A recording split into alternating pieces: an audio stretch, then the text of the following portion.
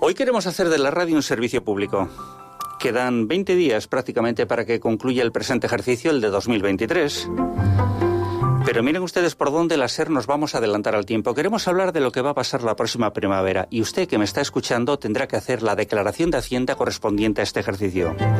La pregunta es, ¿todavía tenemos margen de maniobra en estas prácticamente 3 semanas que nos quedan para tomar algunas acciones encaminadas a reducir nuestra cuenta con Hacienda? La respuesta es sí. Y para ello hemos invitado a nuestro director del área fiscal de cabecera, Andrés Alonso Castillo, que llega desde Despachos BK ETL Global en Miranda. Y como siempre, para mí es un honor recibirle y darle las gracias por su atención. Andrés, muy buenos días. Un segundito, ¿ahora? ¿Sí? No, que te había cortado el micrófono, digo, así no hacemos nada. Pues así empezamos mal, ¿eh? Andrés, todavía tenemos margen de maniobra, ¿no? Todavía podemos hacer algunas cositas para mitigar el efecto de lo que pueda salir en nuestra declaración de Hacienda, ¿no? Sí, como muy bien has dicho antes, tenemos margen para hacer, para llevar a cabo ciertas acciones que nos permitan reducir un poco nuestro peaje o factura fiscal. Lo voy a hacer siempre desde un punto de vista sencillo, porque fíjate, vale. El REAF, que es el registro de asesores fiscales al que pertenecemos en nuestro despacho de BKTL, nos ha dado 100 medidas. Entonces, no las vamos a decir aquí, madre porque mía. Entonces directamente haríamos un bollo de programa, sí.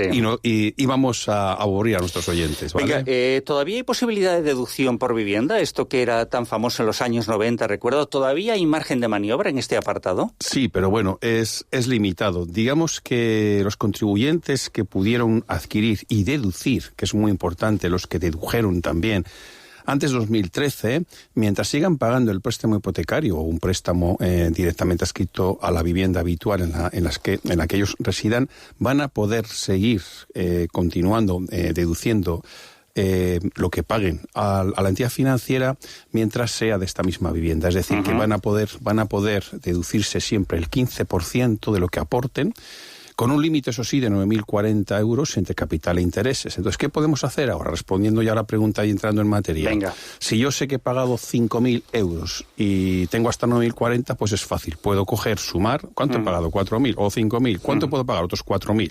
Más no, porque es una cantidad que se pierde. Y luego, muy importante saber, en el caso de declaraciones de matrimonio que la hagan en la modalidad individual, los 9.040 es límite por declaración. Quiere decir que puede deducir 9.040 un cónyuge y 9.040 el otro, con lo cual todo se duplica. Antes de continuar con esta cuestión, una duda que me surge, Andrés. ¿Sigue siendo el nuestro un país con muchas deducciones? ¿Demasiadas?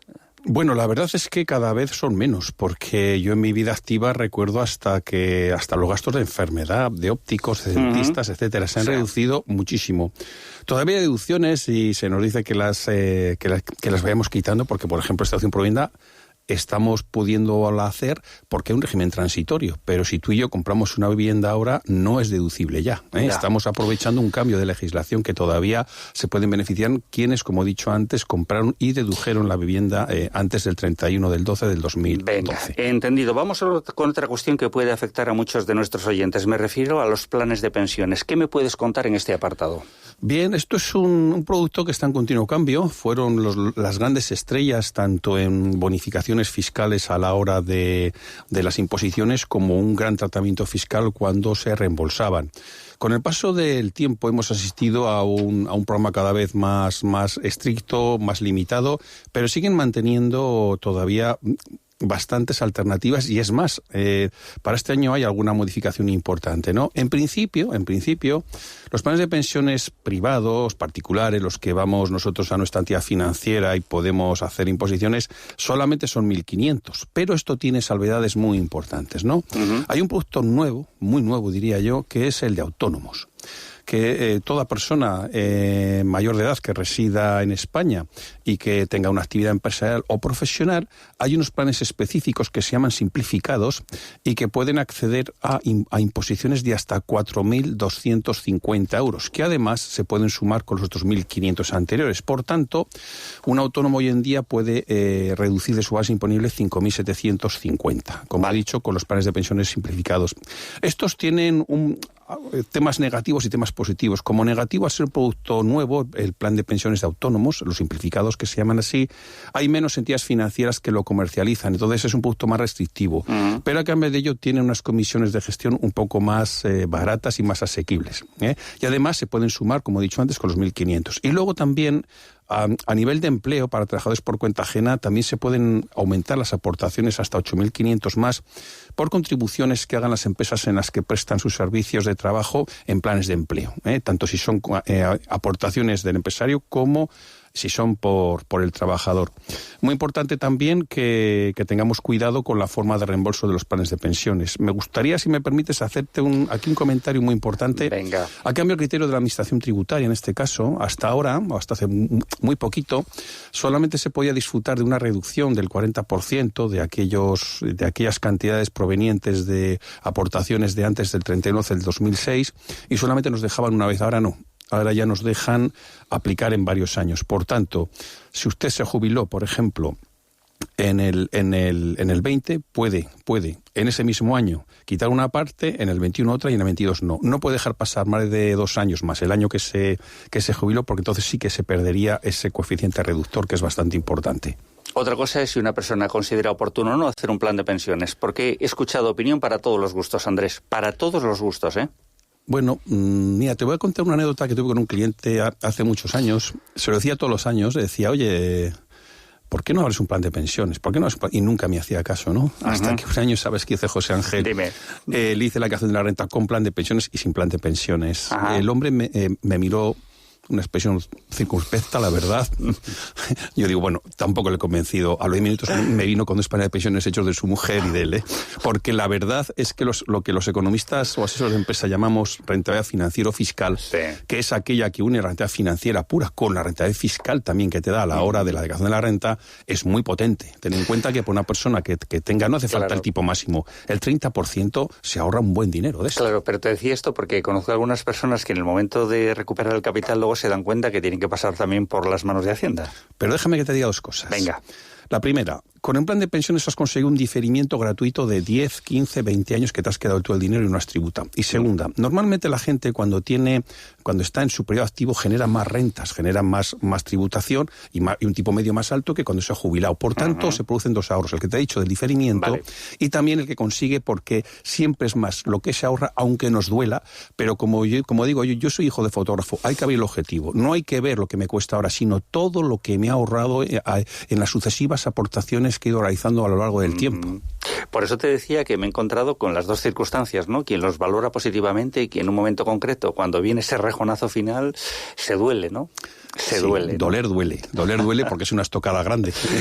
Venga, vamos con donativos a entidades e instituciones que realizan actividades y programas prioritarios de mecenazgo. ¿Qué nos puedes contar en este apartado que pueda ser naturalmente de interés para quien nos está escuchando? La verdad que el alcance a nivel de dinero estamos hablando de poco, pero a mí me parece siempre loable hablar de esto cuando nos reunimos siempre a final de año. Hay que tener en cuenta que el fin es aportar fondos a estas entidades e instituciones que realicen activas de programas activos de prioritarios de mecenazgo, y es que la ventaja que tienen es impresionante, porque si yo pongo 150 euros en impuestos me ahorro 120. Quiere decir que yo solamente pongo 30 y en cambio a la institución le he dado 150. Yo creo que en este mundo que vivimos tan difícil y nos lo ponen tan fácil que realmente yo creo que es difícil resistirse a tanto atractivo fiscal. ¿Y qué pasa si pongo más de 150 euros? Pues sigo deduciéndome los primeros 120 al 80%, y el resto tengo hasta 35% y 40% de deducción si soy fiel a esa misma entidad y si aporto iguales o superiores cantidades. Quiere decir que estamos financiando a una entidad importante que presta un servicio social vital para nuestra sociedad, y además Hacienda nos da, digamos, un tratamiento fiscal bastante interesante. Por cierto, somos un país, en este apartado del que me estás hablando ahora mismo, bastante participativo, ¿eh? comparado con nuestro entorno más inmediato, es un apartado el que sí podemos presumir como sociedad, ¿eh? Normalmente, digamos, los mediterráneos en ese sentido somos bastante solidarios. También lo somos, que lo sabes tú mejor que yo, en tema de donación de sangre, en muchos temas sociales, la verdad que somos bastante ejemplo. En otras cosas no tanto, pero bueno, en esto sí. Bueno, pues presumamos también cuando tenemos razones, Andrés, que nos fustigamos también mucho cuando hablamos de aspectos puramente negativos de la sociedad de la que formamos parte, ¿no? Hablemos de eficiencia energética, pero no lo que corresponde a nuestro edificio, sino en lo que tiene que ver precisamente con el lado económico. ¿Aquí qué podemos contar? Pues mira, la verdad es que nosotros en el despacho llevamos ya unos años con estos temas. Y sí que yo he detectado, y con otros compañeros de mi despacho de BKTL, nos hemos constatado de una idea que el contribuyente no conoce mucho esta deducción, la verdad, y que somos nosotros casi quien provocamos, que nos diga, oye, ¿has hecho esto? ¿Has hecho alguna obra que mejore la eficiencia? ¿Tienes un certificado previo del técnico competente para que se pueda valorar la ventaja en cuanto al consumo energético? Porque el problema que tiene esta deducción es que hay que tener un informe previo y un informe después de las obras. Un antes y un después. Claro, si no hacemos el informe previo, toda la deducción se nos cae porque nos la pueden echar abajo, porque evidentemente Hacienda te dice, oye, me parece muy bien que me digas cuánto he ahorrado, pero si no tengo un certificado competente, antes y después de la obra, no puedo valorar qué ahorro energético hay, ¿verdad? Hacienda quiere una justificación. Lógico, ¿no? Lo entiendo. Sí. Lo entiendo. Es muy razonable y aparte nosotros no podemos llegar ahí porque esto lo tiene que hacer un técnico competente para esto. Nosotros no podemos. ¿Y en este caso qué va en porcentaje en función de la inversión que has hecho? Sí, hay 3 tipos de ayudas. No quiero ser demasiado farragoso con el tema. Pero hay ayudas diferentes, hay tres distintas. Vale. Una se entiende que es para comunidades, otra para viviendas unifamiliares y otras pues para viviendas de varios con vecindad diversa. Y lo que tienen, digamos, sí son unos topes de deducción y una serie de requisitos. Pero el más importante, o el que yo siempre recalco, es si no hay informe previo, la deducción se cae sola. Venga, hablemos de activos financieros y especialmente de su venta. ¿Ahora qué pasa? Bien, ahora quien tenga la suerte de poder tener beneficios y se ve tentado de vender, que sepa que si espera un poquito más, hasta el 1 de enero o hasta el 2 de enero, mejor dicho, difiere su ganancia un año. Es decir, yo ahora puedo tener un beneficio muy alto y si veo que la cotización de ese valor es estable y no se me va a caer, porque esa es otra, hay un tema financiero detrás de esto, pues puedo esperar un poquito. Digo, si he estado un año, si he estado 2, por esperar unos días. ¿Qué consigo con esto? La verdad es que no descubro aquí todo, no descubro el mundo, pero sí que es verdad que difiero de forma gratuita un año la tributación. Oye, pues 365, bueno, en este caso 366, que el año que viene es bisiesto, ¿no? Es bisiesto, sí señor. Andrés, los datos, las estadísticas dicen ahora mismo que el automóvil eléctrico no está penetrando en el mercado español como fuese de desear. En principio los datos no invitan al optimismo, pero sí es cierto que si adquiero un vehículo eléctrico también puede tener puede quedar perfectamente refrendado en mi declaración de Hacienda. ¿Cómo exactamente? Eso es, bueno, tiene que reunir varios requisitos. Voy a recalcar un poco los más importantes. Evidentemente, tiene que ser un vehículo eléctrico nuevo, enchufable y de pila de combustible para uso particular, abstenerse a efectos de actividades empresariales y que es vigente desde el 30 de junio de este año hasta el 31 de diciembre del año que viene. Permítame que te corte. Estamos hablando de un automóvil 100% eléctrico, ¿no? Sí, nuevo, enchufable eléctrico. Y 100%. Eso es. Vale. Eso es. Luego también para calcular esa base máxima, que es de 20.000 euros, evidentemente se le restan todos los impuestos que no entran en esa base y las ayudas que hayamos recibido. Pero bueno, es un tema interesante y como muy bien dices, el gobierno está intentando pues que esto penetre más en las personas porque los que tenemos coche, la verdad es que yo no entiendo mucho de mecánica, la verdad soy bastante ignorante, pero es que ahora mismo si tuviera que cambiar de coche me plantea muy bien qué coche comprar, es que no lo sé. También te digo que con 20.000 euros poco coche eléctrico te vas a comprar. Sí. Bueno, pero esta es la base máxima. La base máxima, ello no impide que tú te compres un coche de 50.000 o de 60.000, pero te vas a deducir sobre 20.000 como mucho. Vale. Bueno, pues todavía nos queda una última cuestión, un último apartado que englobaría muchas cosas como las medidas genéricas en las que podemos jugar con el tiempo a partir de este momento. Venga, ponemos el balón en juego, Andrés. Yo voy a dar unos consejillos rápidos y voy a intentar explicarlos de forma intuitiva. Venga. 1, que ya lo avanzaba antes, si voy a vender una cartera de inversión o bienes inmuebles y se me estima un beneficio alto, siempre es mejor esperar a enero para diferir un año la tributación. 2, Si tengo un piso arrendado y debo hacer reparaciones, mejor hacerlo antes de que acabe el año, porque puedo adelantar más gastos para este año, que el beneficio sea menor y que la base imponible también sea más reducida y lo que tengo que pagar también. Lo mismo sucede para quienes ejercen actividades empresariales o profesionales, siempre con un debido asesoramiento y haciéndolo de forma legal. Siempre puedo estudiar un poquito si me merece la pena hacer una aceleración de compras para final de año. Y luego entrando un poco más en materia si voy a hacer ahora mismo 65 años o estoy cerca de hacerlo, si quiero vender el inmueble que constituye mi vivienda habitual, hay que esperar a cumplirlos porque la ganancia patrimonial obtenida por estos contribuyentes que reúnan ese requisito está exenta de tributación. Y muchos de nuestros mayores no lo saben y adelantan compras que a veces cuando hacemos la declaración de la renta nos vienen que han hecho 75 años hace un par de meses y la han vendido hace un año y le dices, caballero, si hubiera esperado un año estaría exento. Y la verdad es que le doy un disgustillo al señor, señora, pero bueno, sí. Pero ¿cómo no me ha avisado antes? Porque hay mucha gente que nos viene desde hace muchos años, ¿no? Y dices, si hubiera usted esperado a los 65 todo estaría gratuito.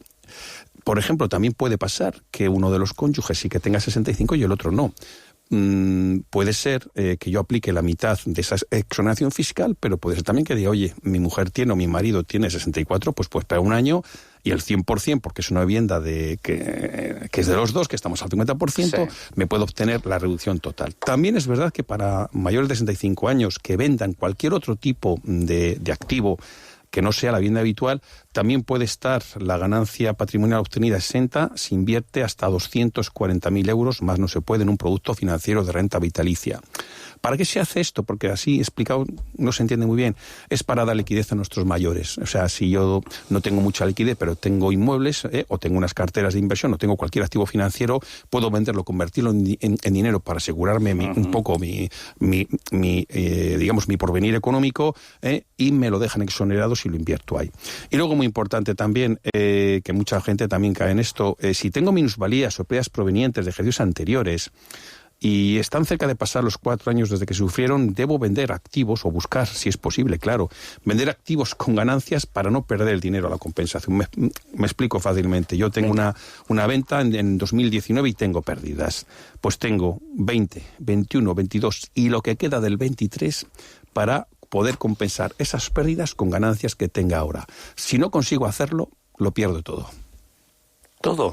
Sí. Esa reserva, ese fondo futurible de compensación se desvanece. Vale. Andrés, en cualquier caso, una vez que hemos contado todos estos detalles, la experiencia nos dice que cuando se plantea la declaración de Hacienda, el número de devoluciones es bastante superior al de personas que tienen que poner dinero a Hacienda, ¿no? Sí. Eso nos dice la experiencia de otros años. Suele ¿no? ser, sí. Es una tendencia. Normalmente las declaraciones de la renta suelen dar a devolver más que a pagar.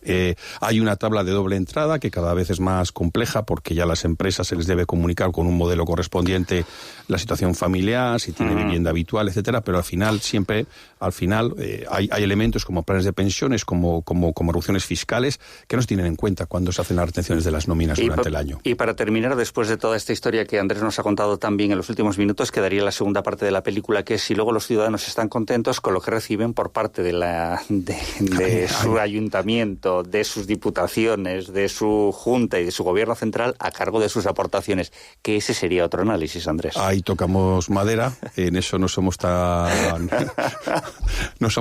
de ejemplo, el Mediterráneo somos más... mira, yo siempre...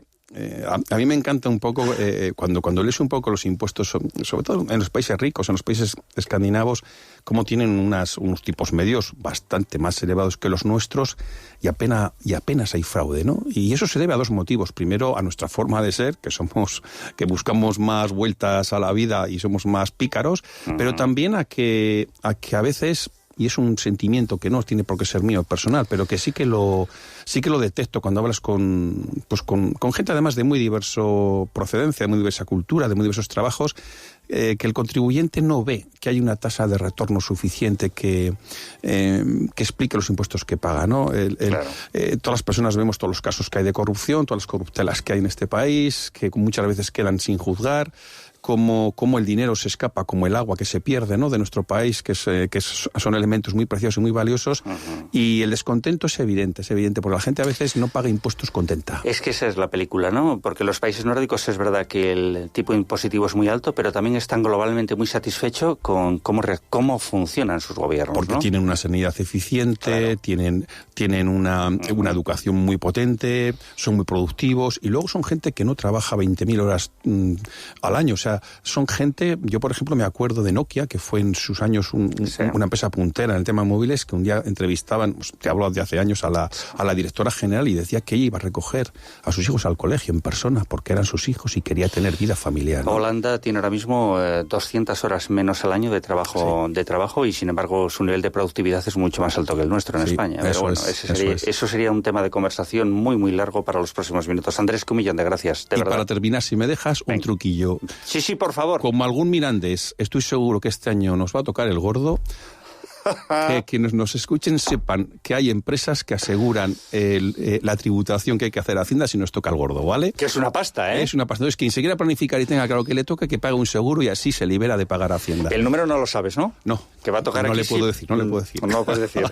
Andrés, 1.000.000 de gracias, de verdad. A vosotros. Gracias primero por explicar de forma sencilla un tema que yo entiendo que es muy farragoso. Es decir, vosotros los profesionales lo entendéis perfectamente, pero claro, en el día a día, los que nos manejamos con una cuenta corriente y poco más, pues entiendo las propias dificultades que ello entraña. 1.000.000 de gracias. A vosotros. En primavera te espero, ¿eh? Vale, perfecto. Ya sabes que cuando comienza la declaración de Hacienda, eso es, te reclamo para que nos cuentes también cómo va la peli, ¿vale? Pues yo encantado de estar aquí otra vez. Andrés, un abrazo. Igualmente.